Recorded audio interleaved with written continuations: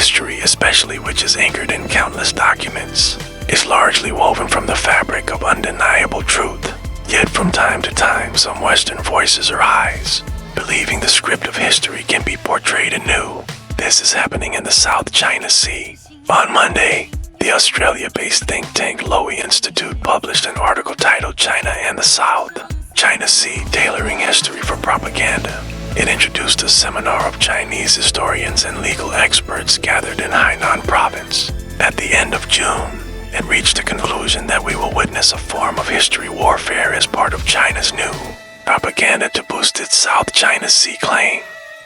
The article said the gathering of Chinese historians should not be underestimated because it was about crafting narratives around China's ownership of the South China Sea. For anyone with a modicum of common sense, seminars of historians are about the pursuit of truth, yet lacking any credible explanation.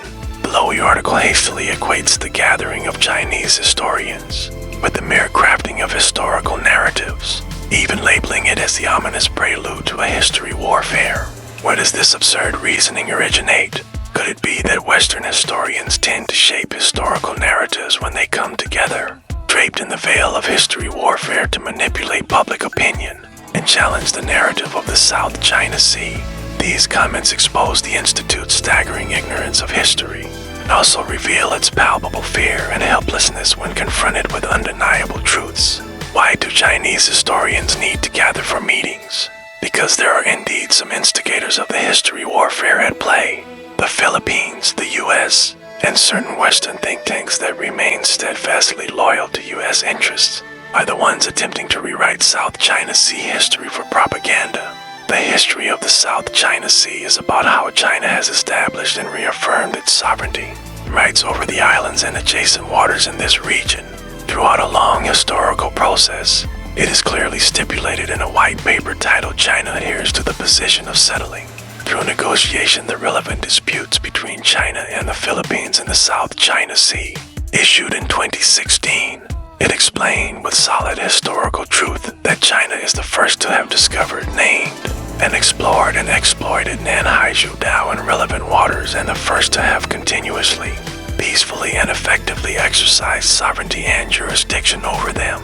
The white paper also listed a number of encyclopedias, yearbooks and maps published in many countries after the founding of the People's Republic of China that mark Nanxia Kundao as belonging to China. Countries include the US, Germany, France, and Japan. Anyone who truly studies the history of the South China Sea simply won't deny the truth. Anthony Carty, an Irish scholar, is one such person who has really studied this history. He has looked through British and French archives spanning from the 1880s until the late 1970s, and found that from all the two countries' records available, the Chinese were the owners of the Spratlys, the Nanxia Islands, and that this is illegal. Position certified as part of British cabinet records in 1974. Carty also dug out that there is a record in the mid-1950s in the U.S. National Archive, in which a U.S. Undersecretary of State says that the Filipinos have no claim to the Spratlys, the Nanxia Islands. It is in the U.S. interest to encourage them to make a claim anyway to keep Communist China out of the area. Carty's research addresses the question of who is the one tailoring history for propaganda. The U.S., eager to preserve its maritime superpower status, has long cast aside the historical truth and complexities of the South China Sea affairs and forged a tight alliance with the Philippines that fuels instability in the region. Together, they have not only created waves in the waters, but also denied China's historical claims, spreading their own twisted interpretations of South China Sea history via government officials, think tanks, media outlets, and social media. How do they manage to feel so self-righteous while spinning a version of history that suits their own narrative, and then falsely accuse China of manipulating history for propaganda? Setting history aside, to whom does South China Sea belong is crystal clear from reality. Real homeowners are the ones who treasures and safeguards their own property. It's the intruders who recklessly smash and grab.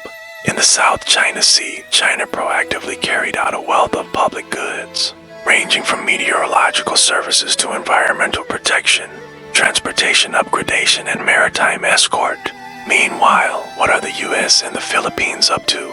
The answer is simple: stirring up conflict and undermining stability Shao, Deputy Director of the Institute of Maritime Strategy Studies, China Institute of Contemporary International Relations, told the Global Times.